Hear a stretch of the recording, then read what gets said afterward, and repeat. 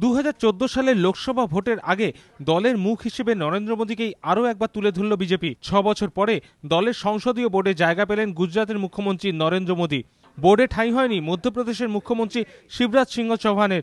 মোদী ছাড়া আর কোনো রাজ্যের মুখ্যমন্ত্রীরই জায়গা হয়নি বিজেপির এই সংসদীয় বোর্ডে।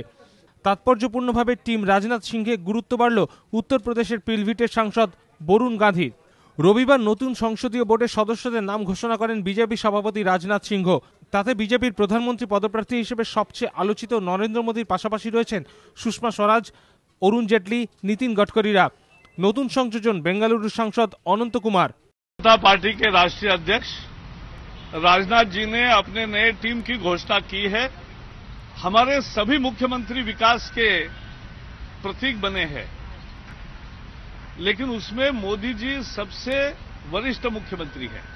वो पहले भी सांसदीय मंडल में थे, आज भी उनका वहां वो आए हैं और देश भर में इसका बहुत स्वागत हो रहा है।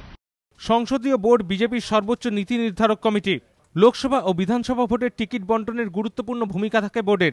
প্রধানমন্ত্রী বা মুখ্যমন্ত্রীর নামও তারাই ঠিক করে। এই ধরনের গুরুত্বপূর্ণ বোর্ডে মোদীকে আনায় তার প্রধানমন্ত্রী পদপ্রার্থী হওয়ার সম্ভাবনা আরও খানিকটা উজ্জ্বল হলো বলেই মনে করছে রাজনৈতিক মহল। রাজনাথ সিংয়ের নতুন টিমে মোদী ঘনিষ্ঠ গুজরাতের প্রাক্তন স্বরাষ্ট্রমন্ত্রী অমিত শাহ, তিনি দলের সাধারণ সম্পাদকের দায়িত্ব পেয়েছেন।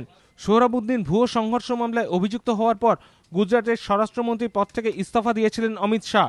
দলের গোষ্ঠীকোন্দল এড়াতে উমা ভারতীর মতো কয়েকজনের গুরুত্ব বাড়াতে হয়েছে। স্মৃতি ইরানি, মোক্তার আব্বাস নাকভিকে সহসভাপতির দায়িত্ব দিয়েছেন রাজনাথ। সংসদীয় বোর্ডে বরুণ গাঁধীর অন্তর্ভুক্তি নিয়ে বিজেপির একাংশ প্রশ্ন তোলে, কিন্তু তারপরেও গান্ধী পরিবারের এই সদস্যকে সাধারণ সম্পাদকের পদ দিয়েছেন রাজনাথ।